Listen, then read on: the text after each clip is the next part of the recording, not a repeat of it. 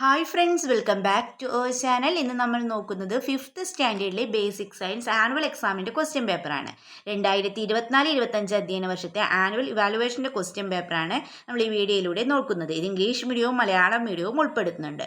Okay, നമുക്ക് first activity എന്താണെന്ന് നോക്കിയാലോ. Mammals are the animals which give the birth to young ones and feed them. Which among the following is a not a feature of mammals?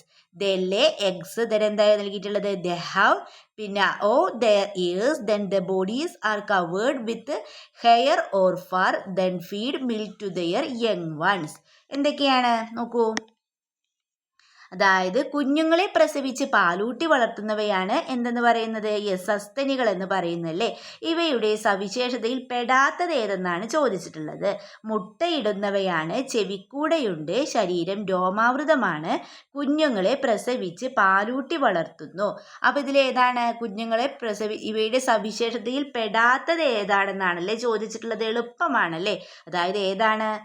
മുട്ടയിടുന്നവയാണ്. They lay eggs എന്നുള്ളതാണല്ലേ ഇതിൻ്റെ സവിശേഷതയിൽ പെടാത്തത്. എന്താണ്? ദേ lay eggs. Okay, ദേ lay eggs എന്നുള്ള മുട്ടയിടാത്തവയാണെന്നുള്ള അല്ലേ. മുട്ടയിടുന്നവയാണ് എന്നുള്ള statement ആണ് ഇതിൽ എന്ത്? ഇതിന്റെ സവിശേഷത അല്ലാത്തത്. ഓക്കെ, ഇത് നെക്സ്റ്റ് ക്വസ്റ്റ്യൻ നോക്കാം നമുക്ക്. You might have heard about amphibians. What are their features? One feature is given below. Write two more. ഒരു ഫീച്ചർ നമുക്ക് ഇവിടെ നൽകിയിട്ടുണ്ട് അല്ലേ. Live in land and water. Okay, നമുക്ക് മലയാളം മീഡിയം നോക്കാം. ആംഫിബിയൻസ് എന്ന് പറഞ്ഞാൽ എന്താണ്? ഉഭയജീവികളല്ലേ. അതായത് ഉഭയജീവികളെ പറ്റി നിങ്ങൾ മനസ്സിലാക്കിയിട്ടുണ്ടല്ലോ.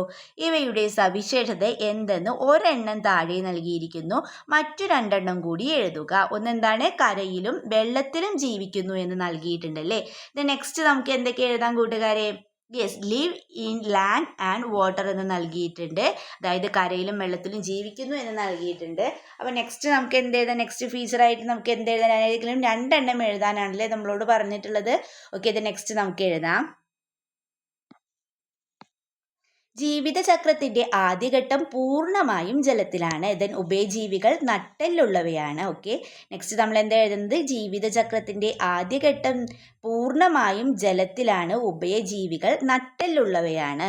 ഓക്കെ, ദെൻ നമുക്ക് ഇംഗ്ലീഷ് മീഡിയം നോക്കാം. എന്താണ്? The first phase of their life cycle is completely in water.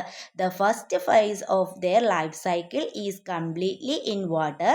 Then mammals have spines. Next ഏതാ? Mammals have spines. Okay, then next നോക്കൂ. The tadpole is formed by the hatchings of eggs of frogs. Name the phenomenon. Write the name of the organism which shows this phenomena other than frog. എന്താണ് ചോദിച്ചിട്ടുള്ളത്? തവളയുടെ മുട്ട വിരിഞ്ഞുണ്ടാകുന്നത് വാൽമാക്രിയാണ്. ഈ പ്രതിഭാസത്തിന് പറയുന്ന പേരെന്ത്? ഈ പ്രതിഭാസം കാണിക്കുന്ന മറ്റൊരു ജീവിയുടെ പേരെഴുതുക എന്നും പറഞ്ഞിട്ടുണ്ടല്ലേ. ഈ പ്രതിഭാസത്തിന്റെ പേരെന്താണ്? മെറ്റാമോർഫോസിസ് ആണ് അല്ലേ. അതായത് രൂപാന്തരണമാണ്. എന്താണ് ആൻസർ? രൂപാന്തരണം. എന്താണ്? ഈ പ്രതിഭാസം കാണിക്കുന്ന മറ്റൊരു ജീവിയുടെ പേരെഴുതുക എന്ന് പറഞ്ഞിട്ടുണ്ടല്ലേ. നമുക്ക് ഏത് എഴുതാം? അതെ, ബട്ടർഫ്ലൈ എഴുതാമല്ലേ. ബട്ടർഫ്ലൈ അഥവാ പൂമ്പാറ്റ. ഓക്കെ, നമുക്ക് പ്രവർത്തനം 2 നോക്കിയാലോ കൂട്ടുകാരെ. പ്രവർത്തനം 2 എന്താണെന്ന് നോക്കാം. Activity 2. Which of the following is the primary reason for the decreased number of extinction of reptiles? Choose it from below. The destruction of ecosystem, low breeding, non-availability of food, then eaten by other animals. എന്താണ് ചോദ്യം?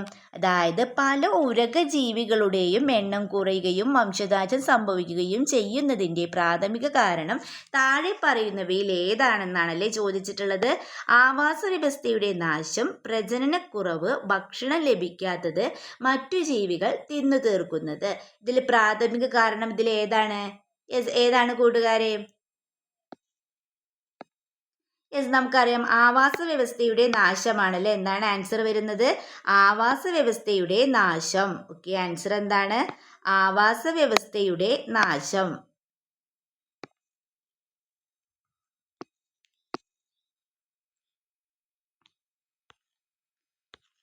English medium എന്താണ്? Destruction of ecosystem. Destruction of ecosystem. Okay, നമുക്ക് next activity എന്താണെന്ന് നോക്കാം. Classify the following organisms rabbit, snake, house lizard, cow എന്ന് നൽകിയിട്ടുണ്ട്. എന്തൊക്കെയാണ്? Rabbit, snake, house lizard, cow. Then mammals നൽകിയിട്ടുണ്ട്. നെക്സ്റ്റ് കോളത്തിൽ നമ്മൾ ഏതാ എഴുതേണ്ടത്? യെസ്, റെപ്റ്റൈൽസ് ആണല്ലേ. അപ്പോൾ മാമൽസിൽ നമുക്ക് ഏതൊക്കെ എഴുതാം? റാബിറ്റ് എഴുതാം, അതുപോലെ കൗ എഴുതാം അല്ലേ. ദെൻ റെപ്റ്റൈൽസിലോ? Snake, house lizard. Okay, then next Malayalam medium നോക്കൂ. താഴെ കൊടുത്തിരിക്കുന്ന ജീവികളെ കൂട്ടങ്ങളാക്കുക. മുയൽ, പാമ്പ്, പല്ലി, പശു. സസ്തനികളിൽ നമ്മൾ ഏതൊക്കെ എഴുതും? മുയലും പശു. ദെൻ ഉരകങ്ങൾ ഉരകങ്ങളിൽ പാമ്പ്, പല്ലി. ഓക്കെ, ഉരകങ്ങളിൽ പാമ്പ്, പല്ലി. നെക്സ്റ്റ് ക്വസ്റ്റ്യൻ നോക്കാം നമുക്ക് അല്ലേ. പാമ്പ് കടിയേറ്റാൽ ആശുപത്രിയിൽ എത്തിക്കുന്നതിന് മുമ്പ് ശ്രദ്ധിക്കേണ്ട കാര്യങ്ങൾ എന്തെല്ലാം എന്നാണല്ലേ ചോദിച്ചിട്ടുള്ളത്. Okay, what should be taken care of immediately after a snake bite before taking to the hospital? എന്തെല്ലാം കാര്യങ്ങളാണ് നമ്മൾ ശ്രദ്ധിക്കേണ്ടത്? എന്താണ്? Do not injure the bite site or try to suck out of the, അതായത് കടിയേറ്റ ഭാഗത്ത് മുറിവുണ്ടാകുകയോ വിഷം വലിച്ചെടുക്കാൻ ശ്രമിക്കുകയോ ചെയ്തരുത്. Then don't panic the bitten person, console and help them stay calm. അതായത് കടിയേറ്റ ആളെ എന്ത് ചെയ്യരുത്? പരിഭ്രമിപ്പിക്കരുത്, സമാധാനിപ്പിച്ച് ശാന്തത പാലിക്കാൻ സഹായിക്കുക. ഓക്കെ, നെക്സ്റ്റ് ക്വസ്റ്റ്യൻ നോക്കാം.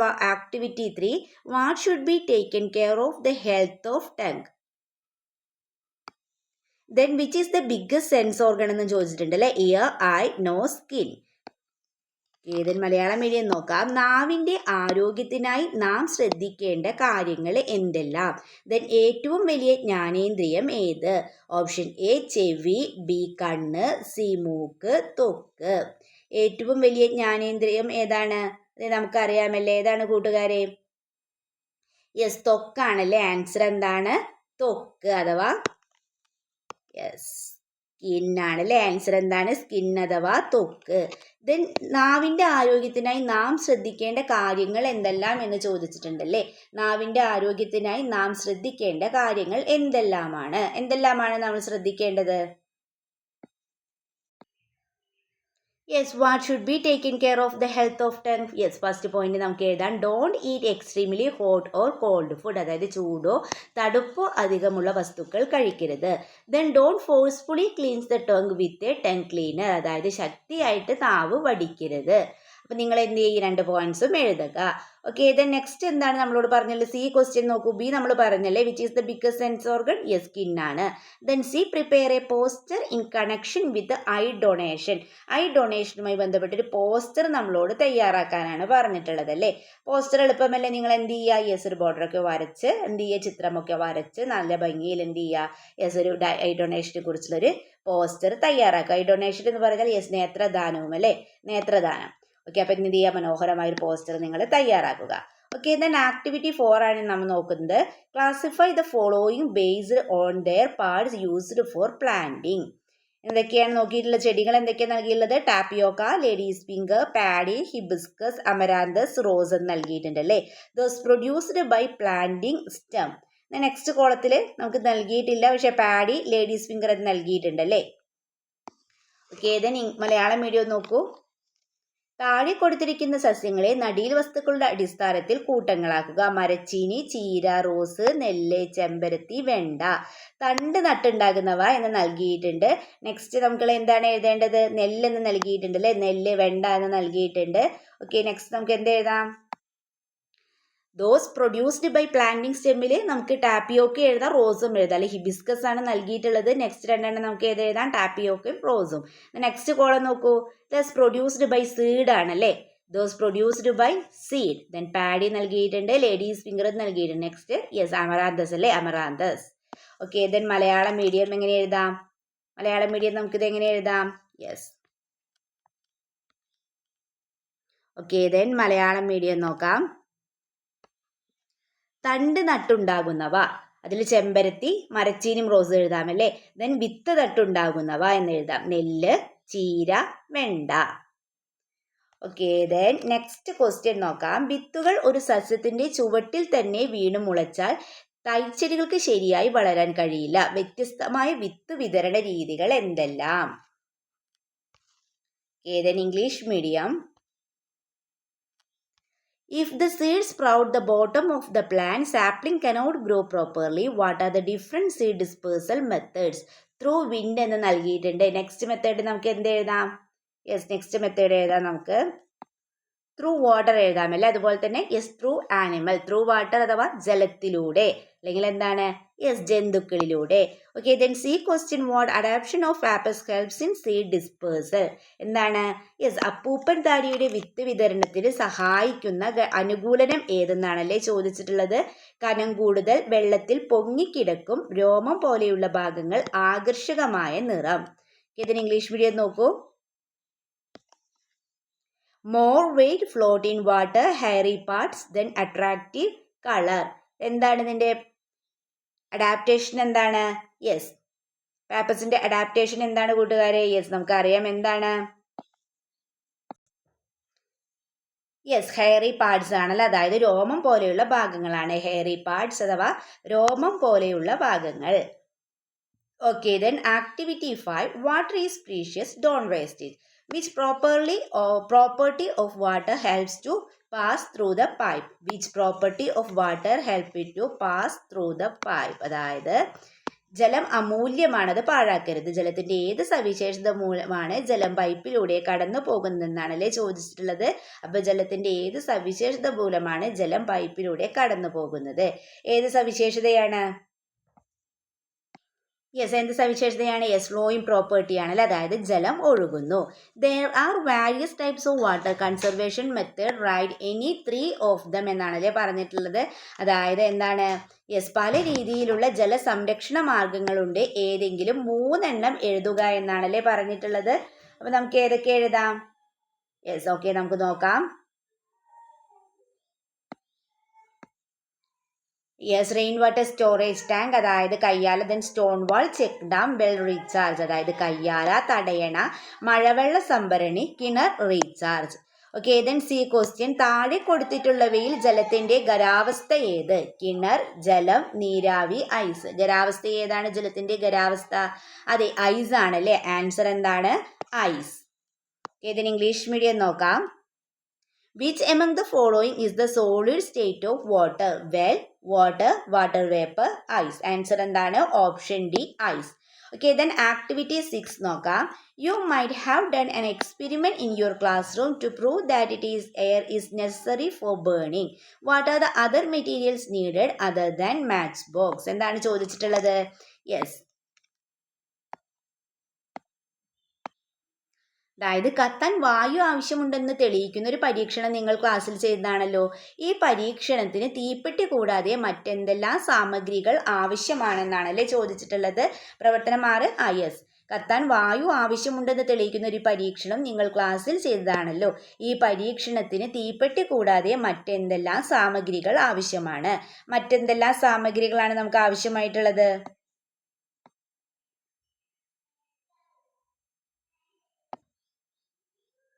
യെസ് മെഴുകുതിരി, ഗ്ലാസ് അല്ല, അതായത് ക്യാൻഡിൽസും ഗ്ലാസും. മെഴുകുതിരി, ഗ്ലാസ് അഥവാ ക്യാൻഡിൽ ആൻഡ് ഗ്ലാസ്.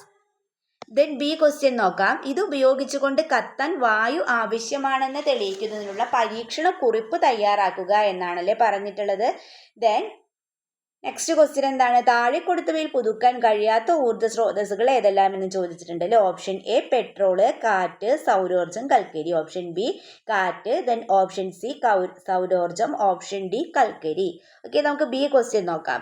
ഇത് ഉപയോഗിച്ചുകൊണ്ട് കത്താൻ വായു ആവശ്യമാണെന്ന് തെളിയിക്കുന്നതിനുള്ള പരീക്ഷണ കുറിപ്പാണല്ലേ നമ്മളോട് തയ്യാറാക്കാൻ പറഞ്ഞിട്ടുള്ളത്. ഓക്കെ, നമുക്ക് ആൻസർ നോക്കാം. എയിം എന്താണ്? Yes to prove air is necessary for burning. Then materials required candle, glass.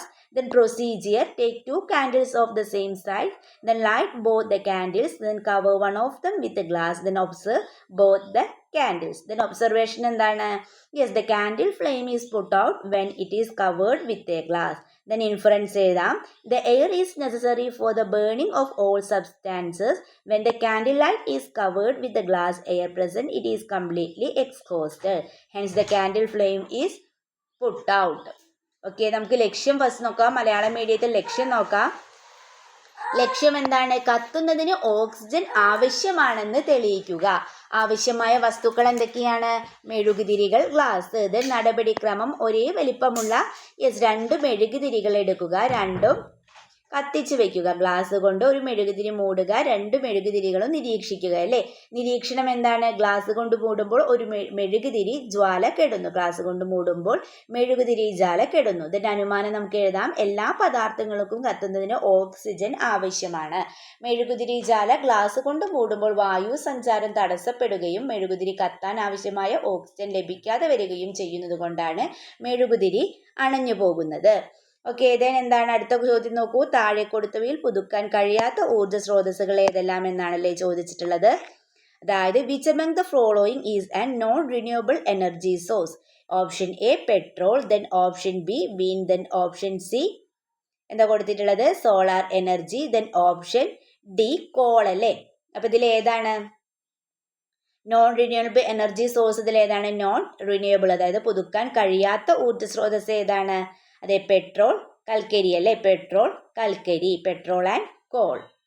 Okay, ഇത് നമുക്ക് ആക്ടിവിറ്റി 7 നോക്കാം.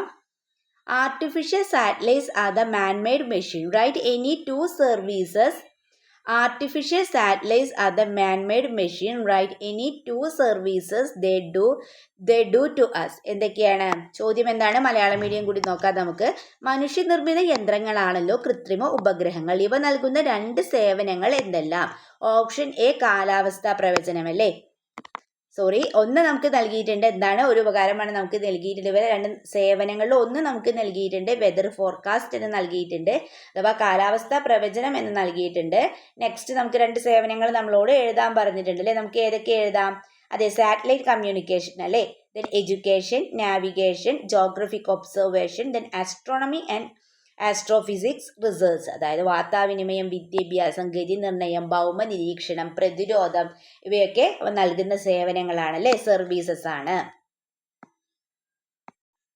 ഓക്കെ, ഇതിന് അടുത്ത ക്വസ്റ്റ്യൻ നോക്കൂ. മാച്ച് ദ ഫോളോയിങ് ആണ് അല്ലേ. സൺ ഉണ്ട്, satellite of the earth, then artificial satellite, self glowing, then rocket, weather forecast, then moon, launch artificial satellites in the sky. ശരിയായ രീതിയിൽ നമുക്ക് എങ്ങനെ യോജിപ്പിക്കാം നോക്കൂ. ഫസ്റ്റ് യെസ്, സൺ ആണല്ലേ നൽകിയിട്ടുള്ളത്. ഓക്കെ, സൺ എന്തായിരിക്കും വരിക? Yes,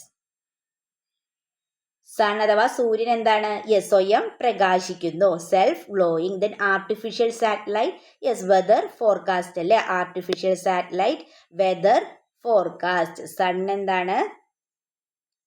self glowing, then artificial satellite, weather forecast, then rocket ആണല്ലേ നെക്സ്റ്റ് നൽകിയിട്ടുള്ളത്. Rocket, yes, launch artificial satellite in the sky, then moon, satellite of the earth. Okay, then Malayalam medium നോക്കാം.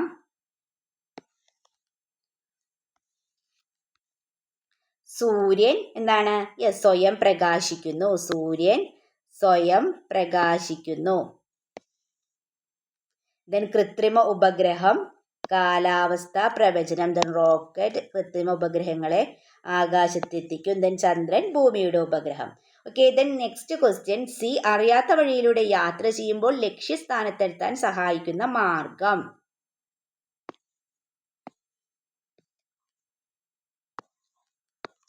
Yes, എന്താണ് question? Name the method that helps to reach the destination when we travel through an unknown way.